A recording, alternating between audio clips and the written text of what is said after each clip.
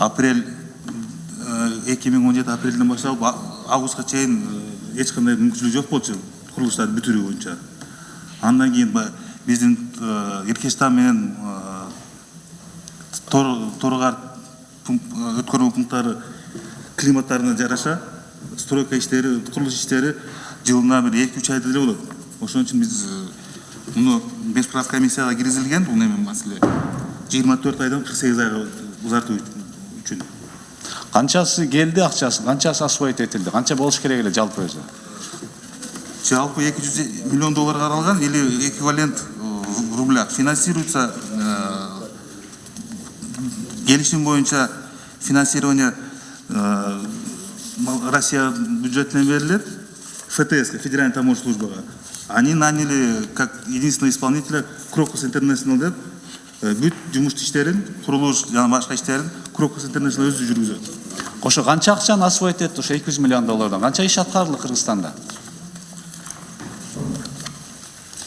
Азыркы учурда так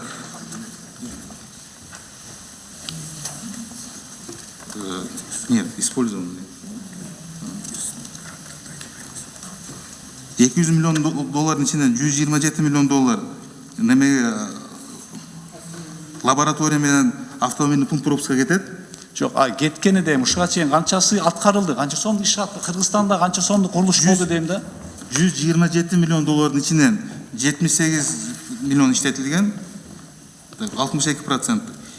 И так 2 миллиона долларов это на выкуп земельных участков, доступ боюнча сиз билесиз, ал кеткен, исполнено. Так, 3 миллион доллар это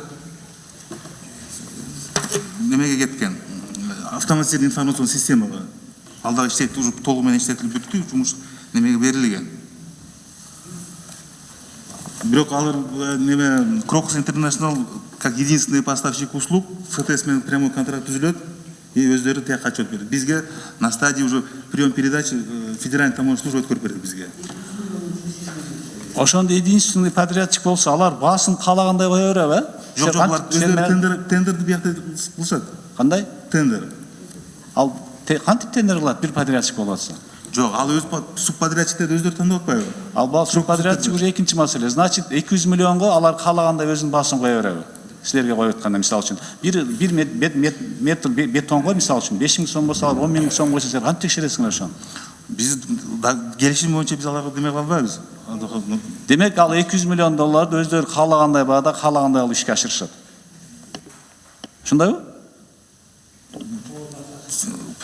Эки мамлекет сүйлөшкөн ушундай сүйлөшүлүптүр, договор боюнча.